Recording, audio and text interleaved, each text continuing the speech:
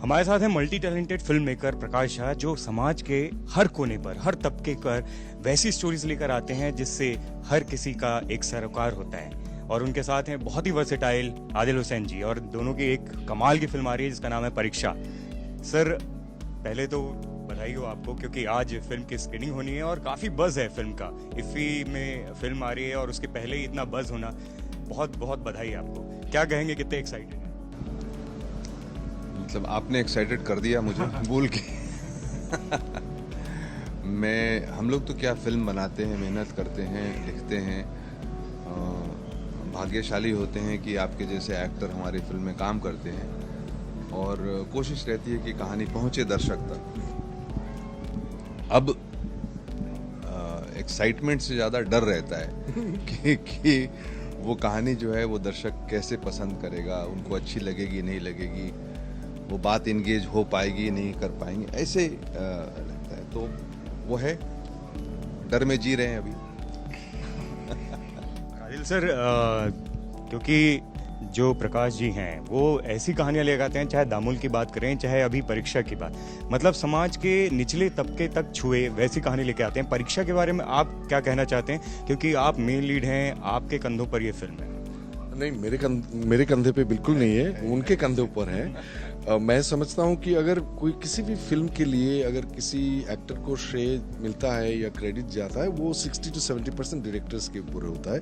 अगर नहीं मिलता है वो भी नहीं भी मिलता है तो, क्योंकि कितना भी अच्छा एक्टर हो आप या मीडियोकर एक्टर हो आप, अगर फिल्म काम नहीं करता है तो उसके वजह से वो एक्टर्स के वजह से नहीं है। Director has to make sense, and I also give the full responsibility and credit to the director. I always believe in it's not an actor's medium, it's director's medium. Theatre is actor's medium completely. और Pariksha I think is a very important film, और खास करके अभी जो हो रहा है universities को लेकर के, मैंने सुना है कि वहाँ फीस भराया जा रहा है। जैसे आपके सामने मैं बैठा नहीं होता या प्रकाश जी के फिल्म में होता ही नहीं अगर एनएसडी में मैं नहीं पढ़ता। एनएसडी में इसलिए पढ़ पाया कि एनएसडी में 20 सीटें होते थे तब, अभी 26 कर दिए गए हैं, और हर एक सीट, अगर आपको सीट मिलता है तो आपको पैसा नहीं देना पड़ता है, स्कॉलरशिप मिलते हैं।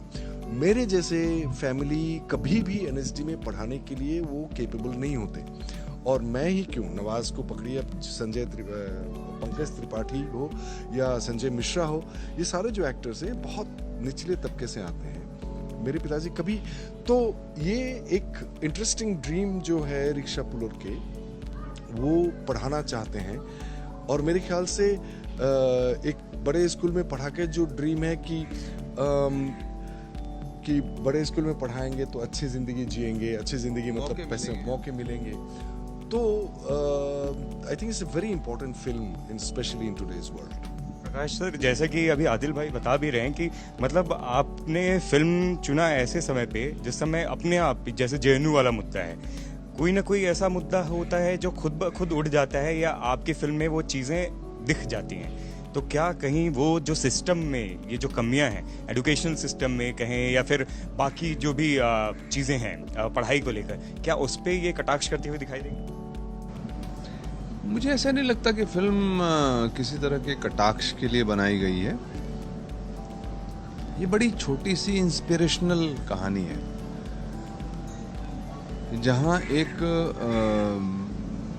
अशिक्षित है वो रिक्शा वाला, उसको ऐसा लगता है क्योंकि बहुत बड़े बड़े लोग घरों से बच्चों को रोज सुबह इकट्ठा करके वो एक बड़े से स्कूल में ले जाता है, खुद उसके गेट से दरवाजे तक ही उसकी पहुंच है। बच्चों को जमा करना और वहाँ से बच्चों को वापस घर ले जाना, उतनी ही पहुंच है उसकी। और उसको लगता है कि ये भगवान का घर है, और यहाँ अगर मेरा बच्चा आ गया तो उसको मौका मिल सकता है आगे जाने का, क्योंकि जितने भी ऊपर से मौके आते हैं वो सब ये उठा के ले जाते हैं। ऐसा उसका मानना है। बाद में जाके उसका ये मान टूटता है, लेकिन इस मान के पीछे वो क्या कर सकता है, कहां तक जा सकता है, उसी की कहानी है। और एक सीमित सी कहानी, इसी दायरे को लेकर, शिक्षा के क्षेत्र में क्या हो रहा है और कैसे हो रहा है, उनके ऊपर में कोई कटाक्ष या व्यंग या चर्चा वो इस फिल्म के अंदर नहीं है. Very small area story, emotion between the father, son, wife, what they go through, what they do, how they look at, because हमारे यहाँ कितना महत्व है. अपने घर बेच देते हैं, गहने बेच देते हैं, अपने आप को बंधक बना देते हैं अपने बच्चों को पढ़ाने के लिए. हमारे खास करके हमारे बिहार में, झारखंड में, यूपी में ये हम लोग का ये नियति है. तो उसी की कहानी है ये. रियल लाइफ इंसिडेंट से काफ़ी प्रेरित भी है. जैसे कि मैं कई जगह पढ़ा था, यूपी के पूर्व डीजीपी अभयानंद जी से भी, बिहार के सॉरी जी. अपना अनुभव रहा था. नक्सल क्षेत्रों में जाते थे वो, और वहाँ मतलब जो भागे हुए लोग रहते थे, लेकिन उनके बच्चे जो हैं उनसे जब भी वो इंटरेक्ट करते थे तो उनकी नेटिव इंटेलिजेंस जो है वो उनको बड़ा इन्फ्लुएंस करती थी. तो उनको जमा करके उनको पढ़ाने लगे, उनसे बात करने लगे, और बाद में थोड़ा प्रोफेशनल उनको हेल्प कर दिया, कोचिंग कर दी, तो बच्चे चले गए इंजीनियरिंग वगैरह में, और उसकी वजह से समाज में परिवर्तन होने लगा. तो ये उनका अनुभव था.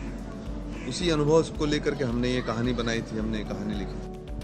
सर कितना इमोशनल ये एक जर्नी था, क्योंकि एक एक्टर के लिए किसी भी रोल में घुसना, क्योंकि बुच्ची की जो कहानी है एक रिक्शा पुलर की, उसमें काफ़ी मतलब एक टैक्सिंग होता है जब आप पूरी तरीके से उस रोल को जीते हैं. आपके लिए कितना? I don't call it taxing because that's the fun part. You know, that's why I guess I have become, मैं अभिनय करने के लिए पहुंचा इसी वजह से, मेरे ख्याल से, कि वो जो एक दूसरा कोई किसी आवेग के अंदर से गुजरता है, तो उसको मैं अगर जी पाता हूँ दोबारा, तो मैं भी वो एक्सपीरियंस करता हूँ. तो वो एक्सपीरियंस करना एक बहुत ही इम्पोर्टेंट ह्यूमन क्वालिटी है, जो शायद फिल्मों के जरिए प्रकाश जी दिखाना चाहते हैं. उसको हम हिंदी में शायद समानुभूति कहते हैं. नो नॉट सहानुभूति, सम अनुभूति, empathy. Exactly. I think that's for me empathy या सम अनुभूति, ये सबसे इम्पोर्टेंट एलिमेंट है एक्टर्स के लिए या आर्ट के लिए, कि मैं अगर आपको किसी और के नजरिए से एक सत्य को दिखा पाता हूँ, तो मैं ये इसी वजह से शायद मैं अभी तक एक्टिंग कर रहा हूँ. नहीं तो मुझे लगता था मैं अपने लिए कर रहा हूँ, सिर्फ अपने लिए तो कर ही रहा हूँ, लेकिन समाज के लिए क्या कर रहा हूँ, कि मैं आपको मदद कर रहा हूँ कि भैया ये जो आदमी है या औरत है, उनके नज़रिए से अगर ज़िंदगी को दिखा पाता हूँ, तो उनके प्रति आपको सम अनुभूति मैं एक क्रिएट कर सकूँ. So that is, I think, एक social contribution for me. That's the only reason that. So I don't think it's taxing. It's extremely enlightening. And it's an experience which does a lot of things to you. Yeah. As a person, as a being, to be able to find those different characters and live them is a different high altogether, my friend. और आजकल तो प्रकाश sir भी मतलब बड़े बड़े actors को tough competition देते हैं नजर आ रहे हैं. सांड की आंख देखी, कमाल का रोल था, रेव रिव्यूज मिले सर. मतलब आप गलत जगह पे गलत बात कर रहे हैं, प्लीज करके इसको मत करें. अरे नहीं आदिल सर, क्या कहना चाहिए? नहीं, मेरा ये कहना है कि दो हम उम्र में थोड़ा बहुत फर्क है, लेकिन जैसे उन्होंने अपने बॉडी और अपने सेहत को मेंटेन किए हैं, तो मेरे रोल्स भी शायद इनके पास काफ़ी जा चुके हैं ऑलरेडी. तो मेरा इनसे ये एक ही अनुरोध है कि आप फिल्म बनाते भी हैं, लिखते भी हैं, डायरेक्ट भी करते हैं, तो थोड़ा बहुत रोल्स जो है मेरे लिए भी छोड़ दीजिएगा. मैं वो सारी चीज़ें आपको दे देता हूँ, आप एक चीज़ हमें दे दीजिए. सारी चीज़ें मैं आपको दे देता हूँ. कर भी नहीं सकता हूँ. आप एक चीज़ तो कम से कम छोड़ सकते हैं मेरे लिए. सेट पे प्रकाश सर कैसे, मतलब सेट पे पहले, क्योंकि डायरेक्टर्स मीडिया में फिल्म तो खुद एक्ट करके बताते हैं, तो वो आपको कभी नहीं. So that's the most surprising thing mummy, कि किसी डायरेक्टर्स के साथ अभी तक ये नहीं हुआ है. सिर्फ एक एक्टिंग टीचर थे मेरे, जो पढ़ते समय टेक्स्ट को बिना एक्ट किए पढ़ना और समझना, ये चीज एक ही टीचर था मेरे ज़िंदगी में और सबसे बेहतरीन एक्टिंग टीचर था। तो जब मैं पहले दिन मैं पहुंचा और हम एक साथ बैठे टेबल में सारे एक्टर्स के साथ, and he insisted that we should not act when we read the lines at all, we just say it plainly and try to understand the meaning. So from then onwards, I'm like, okay, there I am with a person who I am going to enjoy, and I thoroughly enjoyed. And he never showed me how to act. He I never can't. did that. No, of course you can. You're capable. You have been, as I say, you are snatching my role, so you can act and No, show. I can't on the set. Yes. You know, because they are all different characters, and I expect them, correct, to create and find their own characters. They can't all behave and act like me, because then it's gone, and then it's no fun at all. He on the sets, लेकिन मतलब क्योंकि हम काफ़ी इनके बारे में news आती है, he is a hard task master, इनका एक ऑरा है, खौफ रहता है, आप क्या? No, I had a great time, as I said. That of course he's a hard task master. He would not leave you alone till he gets it, and that can happen depending upon what kind of person you're working with. For some people, he would have to be harsh, and with me, he had been extremely gentle and kind and empathetic. And I had a great time, though he made me pull the rickshaw for a long time, but he also paid for the massages, so I'm very grateful to him. Sir, एक तरफ आप परीक्षा कर रहे हैं, एक तरफ राहगीर कर रहे हैं, एक तरफ स्टार ट्रेक 3 भी आ रही है, मतलब इंटरनेशनल, नेशनल, हर तरह का सिनेमा, कितना अच्छा लगता है एज एन एक्टर, क्योंकि एक ट्रेंड एक्टर, एक पढ़े लिखे एक्टर के लिए इससे अच्छा क्या हो सकता है कि हर तरह का सिनेमा करने? I think I consider myself, मुझे लगता है कि भाग्यशाली एक्टर हूँ पूरे देश में कि इस किस्म के रोल्स मेरे पास आते हैं बिना कोई एजेंट के. वो टैलेंटेड बहुत एक्टर्स हैं, तो मेरे पास क्यों आ रहे हैं वो I have no other reason to believe except for that I am lucky. It comes, and of course I worked hard to understand the craft. I take responsibility of that. But there are so many people also. It's just happening. I don't take any credit for it, not at all. मेरे पास नहीं आते. अभी आने लगेंगे. मेरे पास नहीं आते. आ जाएंगे. क्योंकि आप शायद मना कर देते होंगे, आप एक्टर के तौर पे चूजी हैं, क्योंकि डायरेक्शन में भी आपको देखते हैं, आप बहुत वैसे सब. मेरे लिए सिर्फ एक एडिशन है. Tell the truth. I am telling the truth. मेरे लिए सिर्फ एक एडिशन है.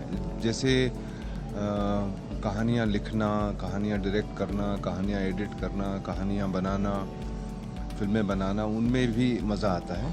लेकिन कहानियों को परफॉर्म करना भी एक एडिशन है, कि एक और ज़रिया अपने आप को खुश करने का, क्योंकि अपने सुख के लिए, अपने खुशी के लिए करता हूँ एक्टिंग. अगर करता हूँ तो वो ये बात अलग है कि ये बड़ा चैलेंजिंग है. अब तक आप एक्टरों के साथ काम कर रहे हैं, और वो बड़ा मतलब उस हद तक ठीक रहता है कि सही हो रहा है कि नहीं कहना, और सही कर रहे हो कि नहीं ये सोचना, ये दोनों चीज़ें में बहुत फ़र्क है. But it's enjoyable, it's really nice, and ऐसा लगता है कि अब ये जिस ऊंचाई पे और पहाड़ पे खड़े हैं, वो नीचे थोड़ा हम एक आधा सीढ़ी तो चढ़ ही सकते हैं.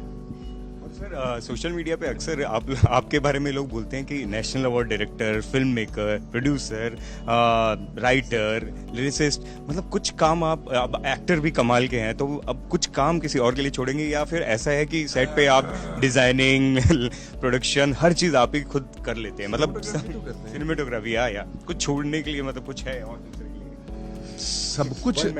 सब कुछ सबके लिए छोड़ा हुआ है. मैं सब कुछ एंजॉय करता हूँ, ये इसका हक तो है मुझे. जी बिल्कुल है. डेमोक्रेसी है सर. सब कुछ सबके लिए छोड़ा हुआ है. मुझे मज़ा आता है, सब काम करने में मज़ा आता है. मुझे ट्रॉली लगाने में मज़ा आता है, मैं लगाता हूँ ट्रॉली.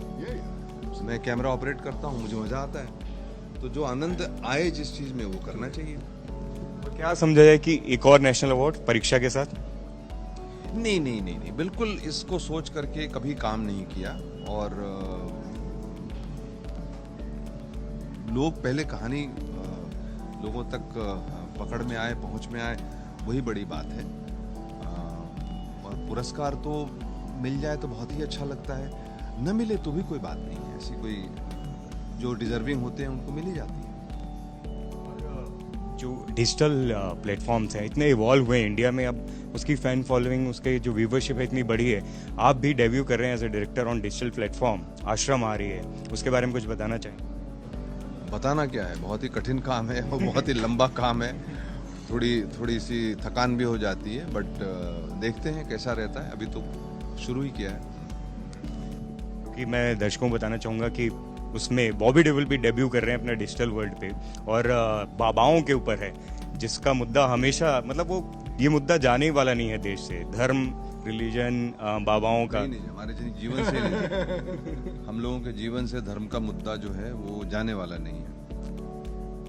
आदिल सर, देश में जो इस समय हर तरफ, एक तरफ है नेशनलिज्म, एक तरफ है जिंगोइज्म, आप दोनों इस पर क्या देखते हैं? किस तरीके का आपका वक्तव्य है? I think I would remain in my best of my expertise, if at all there is acting. And as a politically conscious person, I think that we have हम स्टडी करते हैं, हम देखते We हैं, just हमारे लिए observe, what's going हम on. दृष्टा हैं। समाज में जिस तरह की भी हवाएं चलती हैं उनका कोई ना कोई कारण होता है, और वो सत्य है कि जिस तरह की बात चलती है उसमें कुछ ना कुछ सत्य होगा, तभी ऐसा चल रहा है, तभी ऐसा हो रहा है। तो मैं बड़ा एक्साइटेड रहता हूँ, जिस तरह का भी परिवर्तन होता है उसको समझने की कोशिश करता हूँ, और यही रहता है, अच्छा है बुरा है, ये जजमेंट करने वाले हम कौन है? हम कौन है? हमारी क्या औकात है जज करने की? है ना? तो क्योंकि आप ऐसे कोई भी मुद्दे जिससे समाज का सरोकार हो वो छोड़ते नहीं, क्या कभी अब ऐसे मुद्दे भी दिखाई देंगे? मैं तो कहानियां कहता हूँ, मेरी कहानियों में आपको मुद्दे नजर आ जाते हैं, बड़ी खुशी की बात है। मैं तो कहानियां कहता हूँ। और एक समय था कि आपके साथ, मतलब इंडस्ट्री के सभी स्टारवर्ड्स काम कर रहे थे, अभी आप हर तरीके के वर्सेटाइल एक्टर्स, जैसे हमारे आदिल सर हैं, हमारी मतलब ऐसे लोग जो इंटरनेशनल प्लेटफॉर्म पे इंडिया को प्राउड फील करा रहे हैं, अच्छी फिल्में कर रहे हैं, वो एक शिफ्ट जो आपकी फिल्मों के थ्रू देख रहे हैं हम, वो कैसा है? आप कितनी जल्दी जज कर लेते हैं कि मेरा शिफ्ट हो गया जीवन, मेरा काम शिफ्ट हो गया। मुझे तो कुछ पता ही नहीं है, मैं तो हमेशा एक्टर के साथ काम करता हूँ, तब भी करता था, आज भी करता हूँ। मुझे तो ऐसा कोई शिफ्ट नजर नहीं आता है। पता नहीं कल फिर करने लगूंगा तो अच्छा आप शिफ्ट बैक कर गए। तो कोई, ये तो फिल्म के ऊपर और जगह, फिल्म की जो स्टोरी है, जो समय है, उसके साथ ऐसा कुछ नहीं है। लास्ट इस फिल्म के बारे में अपने जो फैन, जिस समय आपको दर्शक देख रहे हैं, क्या कहना चाहेंगे? क्योंकि आज का जो माहौल है, हम देख रहे हैं कि यहाँ इफ़े पे तो काफ़ी बज़ है, अब जब फिल्म रिलीज़ होगी दर्शक जाहिर तौर पर उसको देखना चाहेंगे, क्या कहना चाहेंगे? और मेरे ख्याल से अच्छी फिल्म हम बहुत मेहनत से बनाए हैं और लोग आके देखे। बहुत ही ह्यूमन कहानी है ये, और प्रकाश जी ने अब खुद से लिखे हैं और बहुत ही गहराई में जाने की कोशिश की है कि 2, 3, 4, 5 लोगों के अंदर एजुकेशन को लेकर के, उसके स्ट्रगल्स को लेकर के, एक बहुत ही कमज़ोर फैमिली में, जो कमज़ोर इन सेंस फाइनेंशियली, इकोनॉमिकली कमजोर फैमिली, क्या हो सकता है। तो I hope that people will identify with the characters and they would love it. That's what I think. What do you think sir? एक अच्छी सी कहानी है, बड़े अच्छे पात्र हैं, और मुझे ऐसा लगता है कि जो इस फिल्म की संवेदना है वो लोग समझ पाएंगे, और एक ऐसे पिता की जो उत्कंठा है, जो उसकी कोशिश है अपने बच्चे को एजुकेट करने की, हालांकि वो कई बार फिसल जाता है उस यात्रा में, लेकिन समझ पाएंगे लोग, उसके दर्द को समझ पाएंगे, ऐसी मेरी उम्मीद है। और एक सवाल और पूछना था, अभी वशिष्ठ नारायण सिंह जी के बारे में भी एक खबर आई थी कि आप उनके ऊपर फिल्म बना रहे हैं, कितनी सच्चाई है इसमें? नहीं, वो ऐसे पात्र थे कि जिनके ऊपर फिल्म बननी ही चाहिए। कोई भी बनाएगा, मुझे मौका मिलेगा और समय होगा तो मुझे भी बहुत आनंद आएगा बनाने में। बहुत ही इम्पोर्टेंट व्यक्ति रहे हमारे समाज के, खास करके बिहारी समाज के। और बहुत ही कॉम्प्लेक्स कैरेक्टर हैं, कॉम्प्लेक्स सा जीवन उनका रहा है। अभी हमारे बैंडविड्थ में तो नहीं है वो, लेकिन कोई भी बनाए मेरा सहयोग रहेगा, मेरी मतलब मेरे बेस्ट विशेस रहेंगे उनके साथ में। That's all I can say. Thank you so much. आप दोनों ने इतना बहुमूल्य समय दिया और इतनी अच्छी बातें की। दर्शक चाहेंगे कि ये फिल्म जो है उसको सराखों पर रखें, बॉक्स ऑफिस पर एक नया रिकॉर्ड क्रिएट हो। और जैसा कि आप हमेशा अच्छी फिल्में बनाते आए हैं और लोगों को उम्मीद रहती है आपकी फिल्मों से कि एक आईना भी दिखाएं आप समाज को और उसके साथ साथ एक एंटरटेनमेंट का पैकेज भी मिले। Thank you so much for talking. Thank you sir.